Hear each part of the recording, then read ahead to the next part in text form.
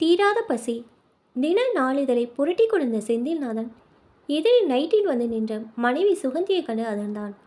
ஏண்டி சுகந்தி, இன்னைக்கு உன் தங்கச்சியை பொண்ணு பார்க்க வராங்களே, மறந்துட்டியா? நீங்கள் யாரும் கிளம்பலையா என்றான் செந்தில்நாதன். இதோ பாருங்க, நீங்கள் யாரும் அங்கே வர வேண்டாம், நான் மட்டும்தான் போக போகிறேன். குடும்பத்தோடு போய் ஏமானம் போகணுமா என்று கேட்ட சுகந்தியை பார்த்து வெகுண்டு கத்தினான் செந்தில்நாதன். என்னடி, பிறந்த வீட்டுக்கு போகிற திமுறா? திரும்பவும் இங்கே தானே வரணும் என்று எகிர உள்ளே சென்று கதவெடுத்த சுகந்தியின் விசும்பல் சத்தமோ வெளியே கேட்க ஓடி சென்று கதவை திறந்தான் செந்தில்நாதன். அவளை கொஞ்ச அல்ல கெஞ்ச, நேற்று ராத்திரி பாருங்க, உங்கள் சின்ன பையன் அஜய் ஒரே ஒரு தோசையை சாப்பிட்டு முடிக்கிறதுக்குள்ளே உங்கள் பெரிய பையன் கிஷோர் 10 தோசையை வயிற்றுக்குள்ளே போட்டுட்டான். அவனுக்கு என்ன மனுஷ வயிறா இல்லை யானை வயிறா என்று கேட்ட மனைவியை பார்த்து பதறிப்போய், சுகந்தி, அது நம்ம புள்ளடி,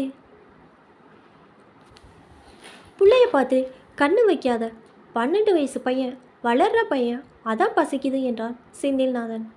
செந்தில்நாதனுக்கு தன் சிறு வயது நினைவுகளோ மனதிற்குள் எழுந்தது. அப்பனை போலதானே புள்ளையில் இருப்பான் என்று மனதில் எண்ணிக்கொண்டே செந்தில்நாதன் சோத்து சட்டி என்று சிறு வயதில் தன்னை நண்பர்கள் அழைத்ததை நினைவு கூர்ந்தான். அவனது மனைவி அவனது பழைய நினைவுகளை கலைக்கும்படி அவனது மனைவி, உங்களுக்கு என்ன கவலை, நான் தானே எல்லா இடத்துலையும் இவனால் அசிங்கப்பட்டு போகிறேன். ஸ்கூலில் மற்ற பிள்ளைங்களோட சாப்பாடை எடுத்து சாப்பிட்றான்னு கிஷோர் மேலே ஒரே புகார். இவனை நான் யார் வீட்டுக்கு கூட்டிகிட்டு போக முடியும் என்று புலம்பினாள் சுகந்தி. சரி விடுடி, அவனை நான் இன்னைக்கு பார்த்துக்கிறேன், கிளம்பு சீக்கிரமா என்றான் செந்தில்நாதன்.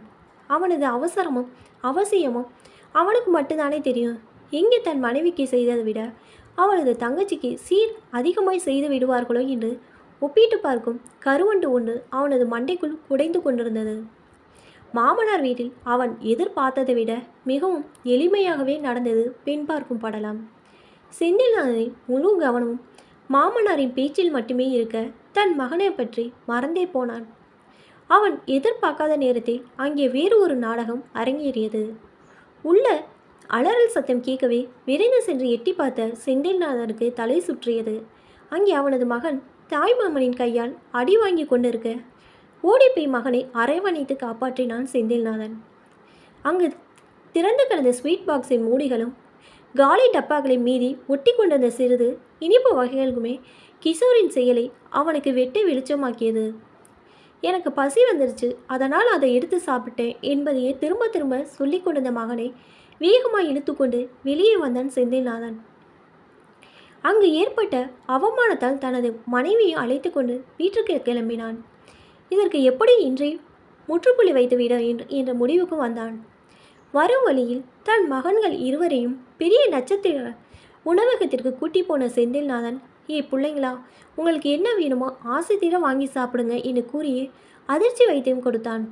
மெனு அட்டவணையை அவர்களிடம் கொடுத்த சிறிது நேரத்தில் அவனது மூத்த பிள்ளை கிஷோர் அட்டவணையில் இருந்த உணவுகளின் பாதி பேரை கூறி ஆர்டர் செய்து சாப்பிட்டு கொண்டிருக்க அதுவரை பேசாமல் இருந்த செந்தில்நாதன் அங்கு வந்த நோக்கத்தை நிறைவேற்ற தனது உபதேசத்தை உதிர்க்க ஆரம்பித்தான். செந்தில்நாதன் தன் மகனை பார்த்து, கிஷோர், வயிற்று பசிக்கு சாப்பிட்றா, ஆசைக்கு சாப்பிடாத. உன் தம்பியை பாரு, உன்னோட 2 வயசு சின்னவன், ஆனால் பெரிய மனுஷனாக நடந்துக்கிறான் என கூறவும், அப்பா எனக்கு எப்பொழுதுமே பசிக்குதுப்பா என்றான் கிஷோர். அவனது கவனமோ உண்ணும் உணவில் மட்டுமே இருந்ததை கண்டு மிரண்டு போய், தம்பி, அளவுக்கு மிஞ்சினால் அமுதம் நஞ்சுன்னு கேள்விப்பட்டதில்லையாடா என்று நல்ல விதமாக எடுத்துரைத்தான் செந்தில்நாதன். எனக்கு அளவெல்லாம் தெரியாதுப்பா, எனக்கு சாப்பிடலன்னா வயிறு வலிக்குதுப்பா என கூறி வாய் நிறைய உணவை திணித்து கொண்டான்.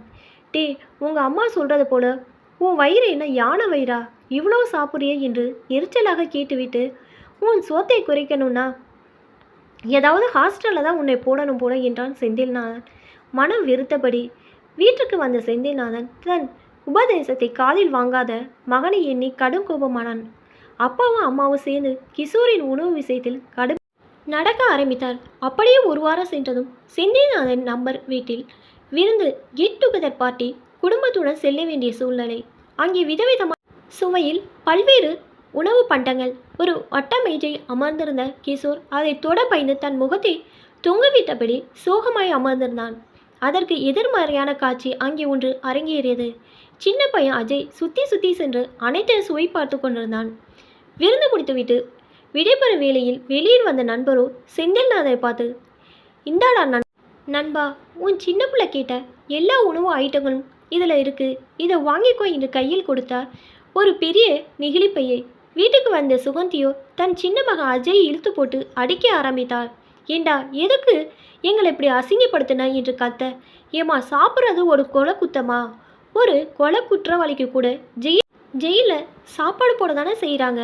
எப்போ பார்த்தாலும் அண்ணனை நிறைய சாப்பிட திட்டிக்கிட்டே இருக்கீங்க. அண்ணன் பாவம், அவனது பசியோட வலி எனக்கு புரியுது. ஆனால் அவனை பெற்ற உங்களுக்கு என்றான் தம்பி அஜய். இன்னைக்கு உங்களுக்கு பயந்து அவன் எதையும் சாப்பிடாம உட்காந்துருந்த பார்க்க எனக்கு பாவமாக இருந்தது. அதனால தான் நான் அப்படி நடந்துக்கிட்டேன் என்று கூறி, யானை வயிறா பூனை வயிறோ அவனுக்கு பசி வர்றது உண்மைதானே. எனக்கு ஒன்றும் மட்டும் புரியலை. ஒருத்தன் குழந்தையாக இருக்கிறப்ப அது துப்ப துப்ப அந்த குலையை சாப்பிடு சாப்பிடு என்று வாயில் திணிச்சு ஊற்ற பெற்றவங்க, அவன் வளர்ந்த பிறகு சோத்தை வாயில் வைக்கிறப்பவே அவனது குறைகளை சுற்றி காட்டி, இவன் சோத்தை கொட்டிக்க மட்டும்தான் லாய்க்குன்னு சாப்பிட்டது போதும் எந்திரிடா என வார்த்தைகளால் அவன் மனசை காயப்படுத்துறீங்களே. இவனே ஒரு பொம்பளை பிள்ளையா பிறந்திருந்தா சுற்றி சுற்றி வந்து சோறு ஊட்டி இருப்பீங்க, அப்படி தானே?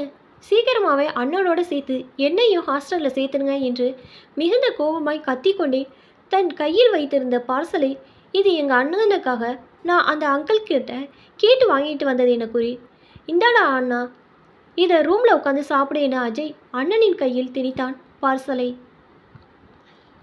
இப்போ தான் என்னோட சேனல் ஃபஸ்ட் டைம் பார்க்குறீங்கன்னா சப்ஸ்கிரைப் பண்ணிக்கோங்க. பக்கத்தில் இருக்க பெல் ஐக்கானை ப்ரெஸ் பண்ணிக்கோங்க. அப்போ தான் நான் ஒவ்வொரு தடவை வீடியோ போடும்போதும் உங்களுக்கு நோட்டிஃபிகேஷனில் வரும். தேங்க்ஸ் ஃபார் வாட்சிங்.